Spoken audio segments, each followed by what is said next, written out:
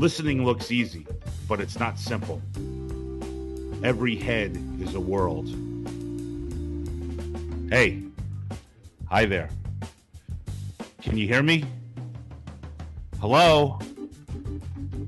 Is this thing working? Ah, you can hear me. Perfect. Nothing better than the sound of my voice. I love it. It's such a beautiful sound. Why would I ever want to hear anything else but the sound of this voice? My ideas and beliefs would go unchallenged forever. I could just talk and talk and talk, and no one would ever dispute a word. Nirvana, the perfect world, the perfect existence. I could mute the planet, making my voice a singularity. Nothing but me, myself, and I. It's apparent from the get-go that John Sayles' 1984 film, The Brother from Another Planet, is full of social commentary. We begin with the arrival of an alien in New York City, circa 1980s. Not a typical arrival, but one that lands the black man from another world right at an abandoned Ellis Island, the former capital of immigration. We're not quite sure why the spaceman is here, but we do know he's running from some type of oppression, just like most past arrivals. He's seeking a safe haven, and New York just might be the end line. He makes his way toward Harlem, where he runs into drunks, video gamers, magicians, social workers, druggies, and 2 more aliens that are in hot pursuit of him. All interesting stuff here. And Sayles' dialogue is spot on. Honestly, it makes the film. At times, you find yourself thinking that some of these scenes, especially his bar scenes, would make a great theater production. Here's the thing. You learn everything about our visiting friend through the things everyone around him says. Sayles makes it obvious that people love to hear themselves talk. Yap, yap, yap. And they love the alien because he never responds. He's mute. I kept noticing how insanely happy people would become around him because they could just talk and talk and talk about themselves and not get interrupted. Sayles, to me, seems to be making this point the most in this picture because if you listen carefully, these bags of wind are really telling the visitor's story. I believe Sayles is trying to say that listening may be the most important aspect of human existence. Yeah, he visits racial history, the drug culture, policing, and other social dilemmas here, but if you watch closely, he just wants you to hear, which none of his characters besides his alien is doing. John Sayles is an important filmmaker who speaks loudly about the human condition. He has decades of work that range from the historical baseball drama 8 Men Out, which I happen to rate the second greatest baseball film of all time, to the complicated murder mystery Lone Star that deals with one of the most difficult relationships of all, father and son. He's an American. He makes good films. That makes him rare. That makes him special, and that's exactly what The Brother from Another Planet is. Special. It's a cult classic, yeah, but it needs to be out there more. It's not perfect. Sayles seems to be learning how to direct here, but his script and what I think his real idea here is near perfect. And one last note. Joe Morton plays the alien, and this is a tough performance, and he really deserves a ton of credit here, as well as his supporting cast. If anything, Sayles really learned about acting here as a filmmaker, and you can tell that he is just getting started. This film is one of the most honest sci-fi films of all time. Good work. I'm glad I listened. So that's it, boys. That's awesome, man. Cool. Hey, what's your history with the film? Have you seen this before? Exactly like you were discussing before quickly, that I just kind of saw it in passing a few times as a young, basically as a kid, as a probably as a preteen into my early teens. And Yeah. the one scene that I really remembered for some reason was the scene on the subway, which is a great scene, by the way. Yeah. Yeah, it's one of my favorite scenes in the movie. I mean, there's so many great little scenes here. Yeah. But the scene on the subway with that's Fisher Stevens, right? Is it? Yeah, Is that... I believe. Yeah, It's the card trick guy. the card trick guy. Yeah, and that was always. I mean, that was right there in the back of my brain, Joe. I mean, I really remembered that very. That and the other one that Jeff mentioned earlier was always, I've never forgot those two scenes. That one that you just mentioned, and the scene with the video game where he's got the girl when he speeds up the video game for the girl playing the whatever. Yeah, I thought, and I once said on the show that Delicatessen probably had one of the most unique sex scenes I'd ever seen. This one definitely might top it. Yeah. It honestly, I mean, it was when I was getting aroused watching it. Well, I was getting really hot when David Bowie and that other Andy Clark with the slime. Oh, That was good stuff, man. That was really good stuff. Are you talking about the curdled milk? Yeah, the curdled milk exchange sexy.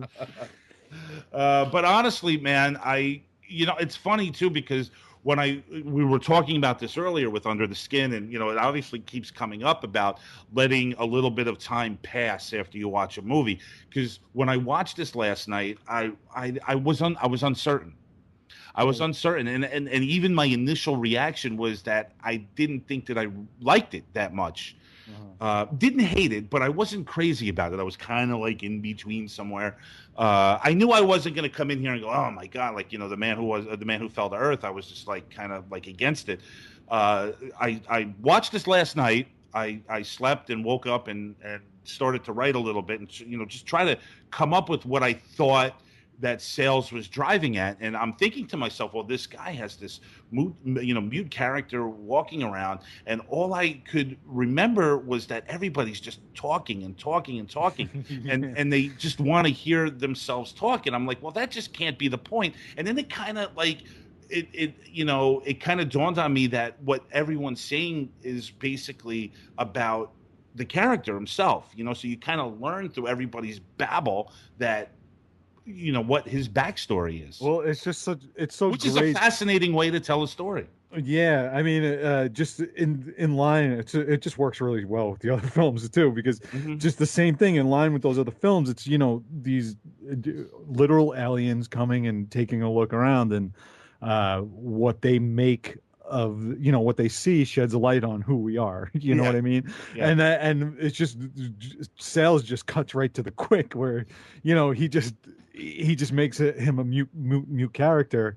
So it's for like it's just the most obvious but simplest way to achieve that. Now, what I mean? It's very similar. I feel like another film that would sort of like be like a good sort of complement to that would be Being There. Right. Yes. Where everyone's kind of like, that would be a perfect that would definitely fit in with the weirdo alien pictures for sure, man. Right. Yeah. And what right. And we actually debated Being There, right, as him being some kind of maybe not so much an alien, but some kind of an entity, right? Like some kind of a. Well, he walks on water at the end. Spoil it. Talking about spoilers. We've already last shot of the movie. Just jump right to the end. We spoiled it long ago. We probably knowing us when we did Being There. I mean, I don't remember exactly, but I'm sure that was the first discussion right off the bat. Like the end of the film, which is ridiculous. Did we do Being That? We did Harold and Maude. Oh no, we did do last. Right, we did the last detail on Harold and Maude, but we definitely were talking about Being There. Yeah, that's right. Without a doubt. Yeah. But I agree with you about Joe Morton's performance. By the way, it's great, man. It's great to see Chaplin alive and well. Yeah, what I mean. Everybody's performance in this movie's solid. I honestly, and like some of the best stuff was just listening to those guys talk in a bar, and what those guys are doing are just they're telling you the brother from another planet story in a sense, and that's what that's what makes the dialogue fascinating. I mean, it like, and again, it didn't hit me until the next day that this is what was going on. It kind of hit me when they were in the where were they, in a museum.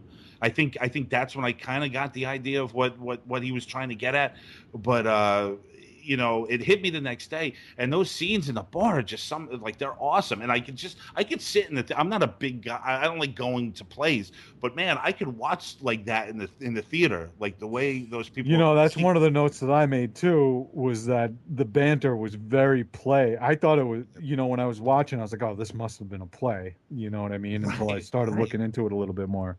Right. No, it's a Roger Corman movie without a budget. The dialogue is cheap. That's right. Yeah. Well, he does a good job, man. He must have been I know he was a novelist or something for a while. Well, he must have been a player. I mean, he must have been a player. He wrote it's funny, that he does sci-fi here, and and that's obviously a cousin, a distant cousin to horror, like it's a line that you like to say, Joe.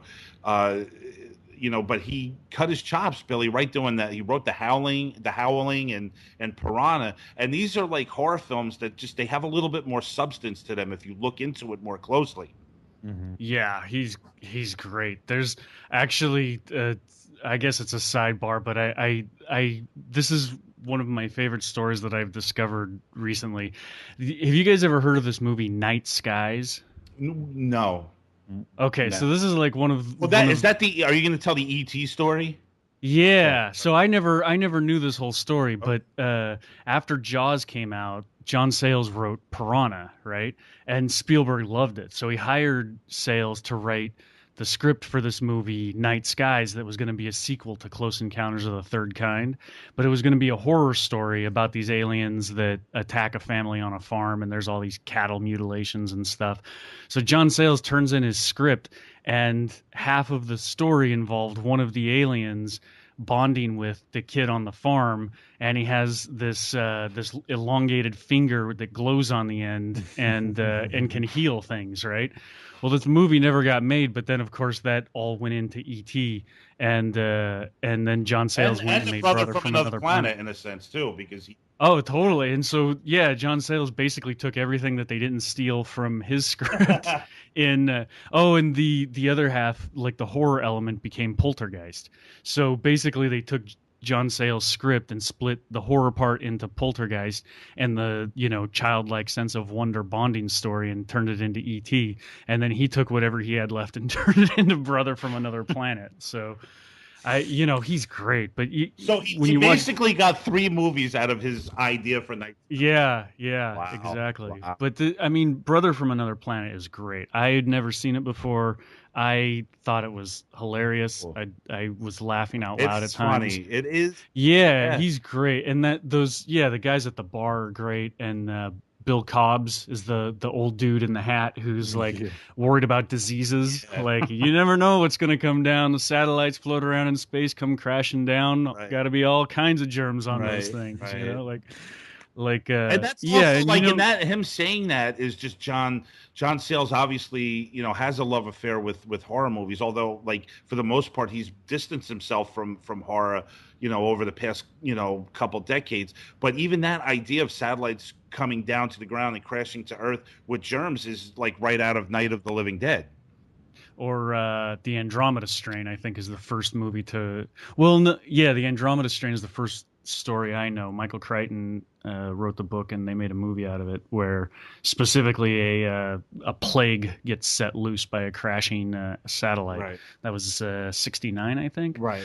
But Night of the Living Dead is 68, I believe. I mean, it doesn't matter who came up with the idea. I mean, I don't want but it's but it's all the same, That's I mean, I think that John Sayles is one of those guys. I don't know that he has a love affair with horror. I think he's one of those guys that our old pal Bill Shetty hates, who used horror to develop his career to get us a little bit. Right. I think from what I've read, I think he just writes. He still writes scripts he makes all his money and then writing makes his own for stuff. Yeah. Yeah, but he's great. I love, I also went through a John Sayles binge watching period, and when you come into this movie, if you know him, you kind of know what you're in for a little bit. So it's, for me, it was a little bit predictable, everything. But man, he's a good writer. His dialogue. Well, that's what I'm saying. Like Piranha, Alligator, and the Howling are all top notch horror movie, like just top notch. These are his screenplays. By the way, that's him as one of the men in black. And the other's David Strathairn. Yeah, exactly. Which was a really young David Strathairn. Well, he uses Strathairn, often, but it's funny too that they're the men in black, chasing an alien. Albeit they're aliens, but they're men in black chasing after aliens, which is obviously there's there's definitely some kind of a nod there. Brother from Another Planet is really heavy-handed for my taste, but it doesn't sink the movie because it's such a low-budget movie, and it also has a lot of humor in it too. It's very funny, and it takes a lot of risks, which is great for a low-budget movie. Like that's the whole point, is to take risks because you're not gambling, someone's entire fortune on the movie. So yeah, he gambled his own money. I think he had won the money from the MacArthur Genius Fellowship or whatever, and he spent pretty much all of the money to make this film, which is friggin' Cassavetes-esque, actually. Yeah, right. Yeah, it's so great, man. And Joe Morton, like the first movie I ever saw Joe Morton in was Terminator 2, right. And even in that movie, I was I don't know, fucking 12 years old when I saw that or something. And even at that point, I was like, this little light went on over my head. I'm like, hey, that guy's a good actor, and I'm always surprised that he didn't end up being more of a leading man in movies, right? But he always pops up in supporting roles, in movies and TV. Right. I mean, he's definitely you're right. I mean, he's been in a lot of big movies. I mean, from American Gangster to Speed to Terminator 2. But yeah, he hasn't, after Brother from Another Planet, Billy. Yeah, he doesn't really have his own movie. Where there's only room for one Denzel Washington. Well, that's the thing, maybe. That's what I hear. That's definitely the thing. Hey, listen, let's get Jeff in here because we haven't heard any of his thoughts about Brother from Another Planet. So, Jeff, why don't you tell us how you feel about it? I loved it. Yeah, cool. I place a lot of importance on comedy, or like something sort of like being drawn into something through its comedic elements. Yeah. Do you think that this is a straight out comedy? I mean, is this a comedy to you? Because I was thinking about that today. I'm like, the more I thought about it, is it a comedy? Because up until that overdose, it's it's laying on the comedy pretty thick. Yeah. Like even the like Devo like movements of the Men in Black. that fight was hilarious in the bar. Yeah. Right. Well, he filmed them like he would have them walk backward. Yeah, I was reading, which is kind of bizarre, but it works definitely. The fight in the bar show is completely ridiculous. Or the football scenes where the guy's throwing the football around. Running around the bar. What's that all about? Oh my god. Yeah, I mean, I love another thing I love about these movies, man, especially the low budget ones where you can't afford to there are a lot of movies filmed in New York, and it looks nothing like New York. Like they do everything in their power to make it look like a car commercial, right? And these low budget movies, you go back and look at them, and they're such great time capsules for how the city actually looks. Like I recognize those streets. I don't recognize the streets in a Michael Bay movie. So right. I love that it's a document. Absolutely, yeah. It definitely captures the grittiness, the darkness, and at times the scariness, of what New York City was. I love those two hicks or whatever from Indiana who wander into Harlem. They're at a convention, like a self-help convention or something. But the real funny thing is, if you think about it, they don't tell those guys where the subway is until after they've had a few drinks and it's dark outside. And then they're like, can't go 3 blocks south. I don't know if those guys fared well that evening. I'll be honest with you. It's a scary place to be at night. Night. Oh boy. Anyway, but no, Jeff, I'm glad you liked it. I'm glad everybody liked this one because it's a lot of fun. Joe, let's talk a little bit about John Sayles and what your experience might be with watching some of his films. I have personally seen a few of them, and I really, I usually dig where he's coming from. He's definitely humanist. Yeah, well, that's what I was gonna say, man. Is he's so rooted in the communities that he's talking about, and he likes to move from community. He's very political, very populist. Agreed. A lot of populist ideas in his subtext and everything that he's doing is very. It's almost like the Coen Brothers in a sense where he really takes the local flavor and makes that a character of the film, with like in films like Lone Star and some of his other films. So, yeah, you know what the thing is, man? Again with this filmmaker as well, I watched a whole bunch of his stuff maybe 10, 15 years ago, Right. So I don't remember. I saw Eight Men Out pretty recently because I showed it to Susie, but I haven't seen any of his other stuff in a long time. Well, as far as going back and rewatching Eight Men Out, how was that experience? I liked it a lot, man. Yeah. I really liked that movie. Hey, what's the best baseball movie? Wait, let me guess. Hold on. Yeah, take a guess. Oh, I can't. I know it's not Field of Dreams. No. Is it would it be? I don't even know if I would put Field of Dreams in my top 5 baseball films of all time. Yeah, I know you. Hold on. Major League? Yeah, Joe, it's Major Absolutely. I don't know. What is it? Numbskull. The Natural. Oh, The Natural. Okay. Yeah, without a doubt, The Natural is my favorite. So wait, you like baseball, Tom? Yeah, I do. I thought you hated sports in general. I don't watch sports except for baseball at this point in my life. I mean, and you are an aficionado. You consider yourself. I know a lot about Jeff. It's fair to say I could talk intelligently about baseball. Oh my god, dude! Yeah. Billy's fucking with you. He's a baseball. Is he being a dick right now? I don't know. No, I'm sounds not. like he's being sincere. Thank you, Joe, for undermining my effort to he was have a nice conversation with Tom. Tom's as a man that goes to Mets games and has no idea what the fuck is going on. I am in desperate need of a friend. Be 35 years old and not know what's going on during a baseball game at this point in your life, Billy. It's taken effort, but I'm proud of what I and it's funny because I think you would really appreciate the game. Honestly, it's the thinking man. It is, but historically, it's fascinating.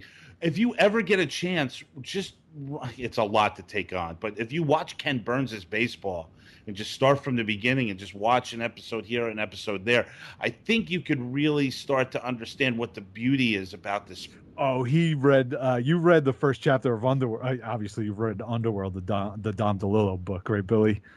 Well, and that's the thing. Like as you pointed out, it's probably the best baseball writing. Well, Tom, yeah, next time I see you, Tom, I'm going to give you this book because it is like not only some of the best writing I've ever read, but it's like basically about a baseball. You talked to me about this before. Yeah, it's about the whole thing is about the shot heard around the world in in the 56 series. Right? Yeah, yes, and it's like 40, 50 pages of Frank Sinatra's at the game, Jackie Gleason's at the game. Wow, there's a little black kid in the game, and you're following Roosevelt. Hoover's at the game.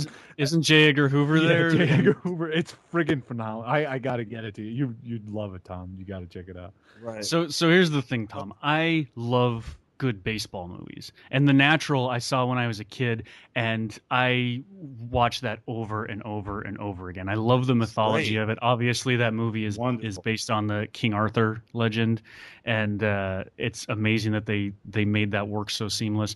I mean, I like reading about baseball. The Moneyball. It's a good film. Fascinating. It is absolutely, yeah. So I love anything about baseball. It's baseball itself that I have. That's amazing. To really embrace. Hey, Jeff, roots. and this is a good plug for this book, Jeff, because Jeff turned me on to what wound up being one of the best books I've ever read. That has to do with baseball, Jeff, and that's the Universal Baseball Association.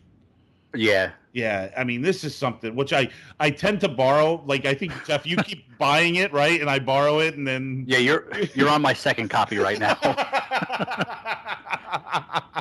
That's funny. But if you guys really want to read something that I think really captures well, so many things, but Jeff, it really captures the obsessiveness about the sport, right? With people, yeah. I mean, beyond anything that's imaginable. To be honest with you, it's called the Universal Baseball Association, Joe, and it's a great plug for this book. And anybody that's in, I'm sorry that we've turned sci-fi into baseball, but we are the Cutting Room Movie Podcast, and damn it, really jumped the rails on that one. That's how we do things. But and Robert Coover is the author. Yeah, it's really put it on your list, Joe and Billy. I think you would both be in love with this book. All right, cool. What's it called? Say it again. The Universal Baseball Association. All right, cool. I'll check it out. Yeah, it's pretty short too. Yeah.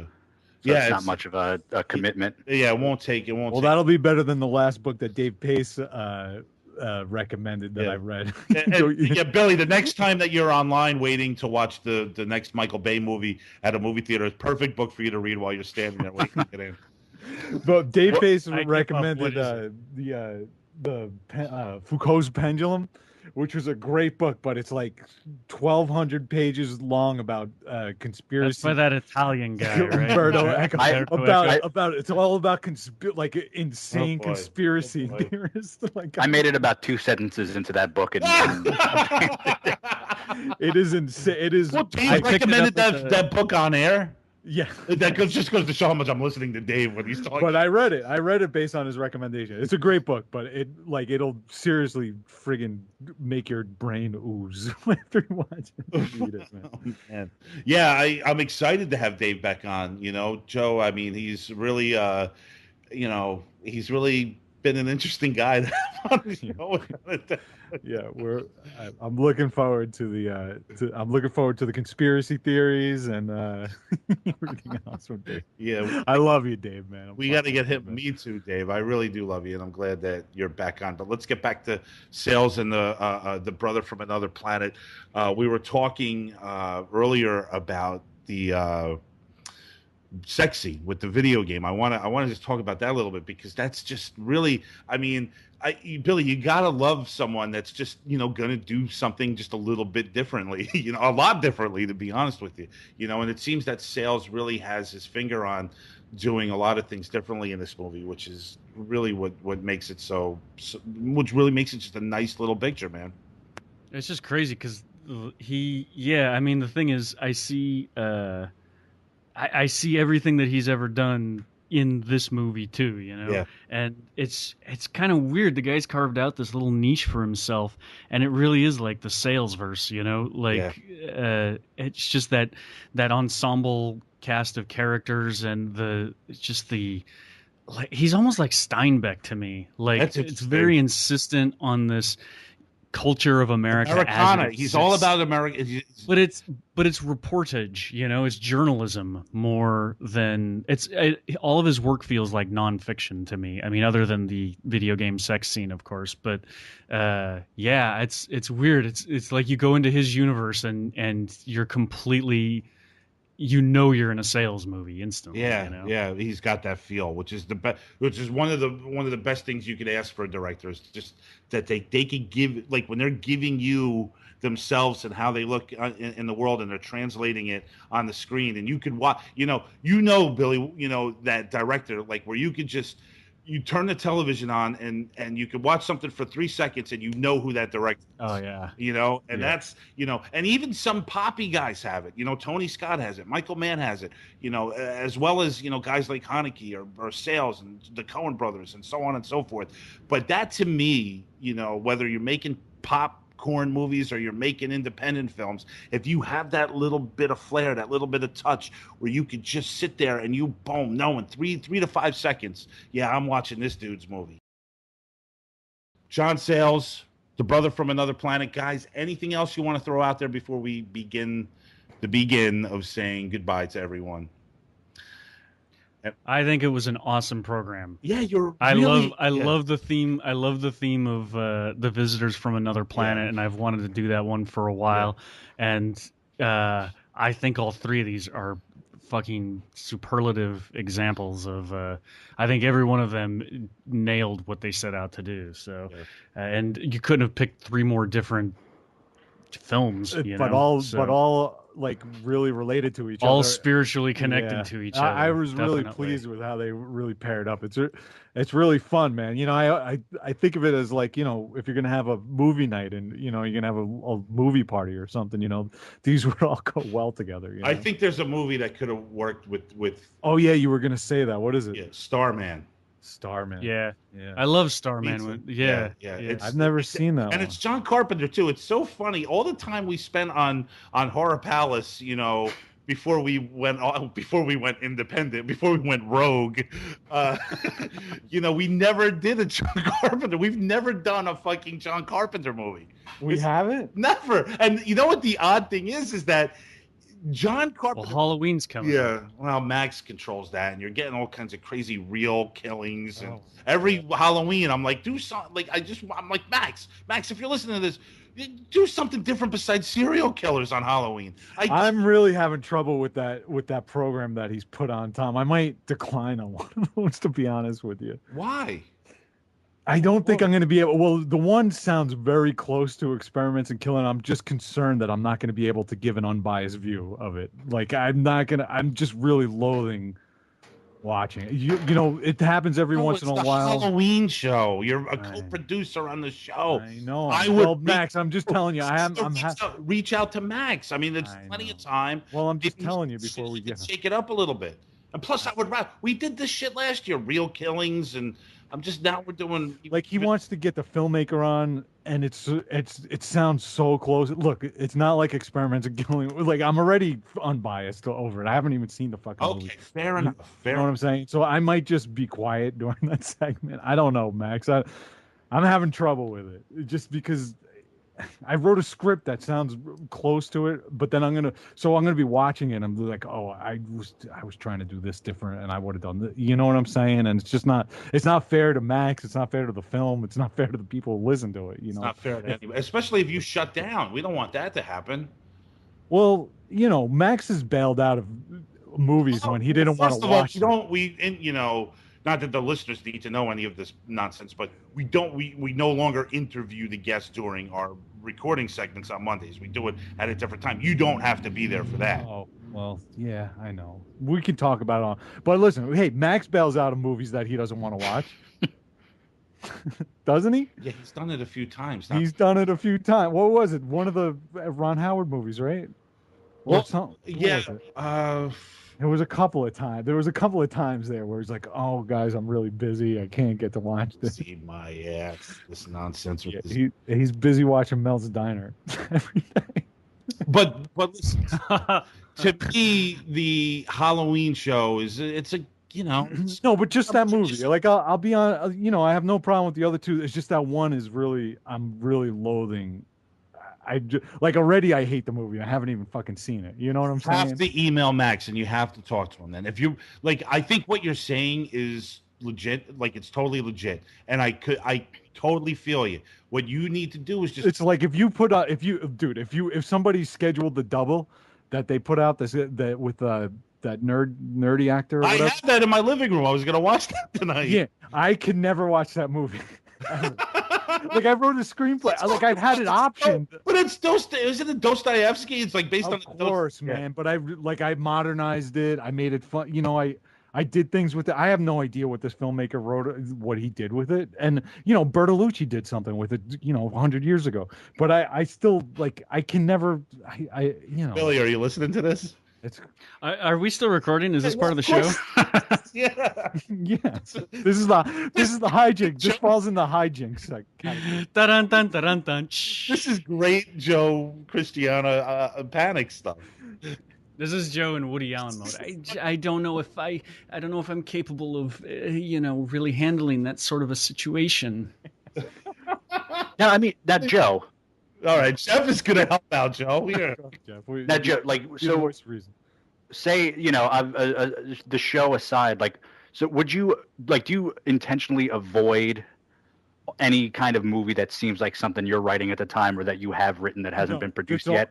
It's only been a couple. Like the one is The Double, because I spent friggin' 2 or 3 years. I made a short film called The Double. You know what I mean? That's one I can't.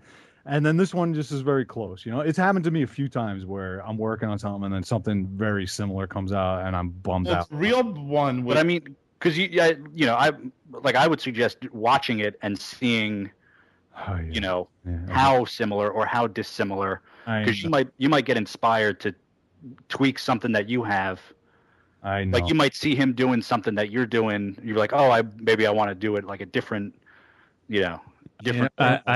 I feel your That's pain, like Joe. I would want to avoid it at all costs, because there's just, when you're working on something and there's something dangerously close to it, it really short circuits you. It's like it's encouraging in one way, because it's like, oh well, I had an idea that because I'm not in Hollywood, I don't know the right people, I didn't luck out, whatever the fucking gaze was, it just didn't happen.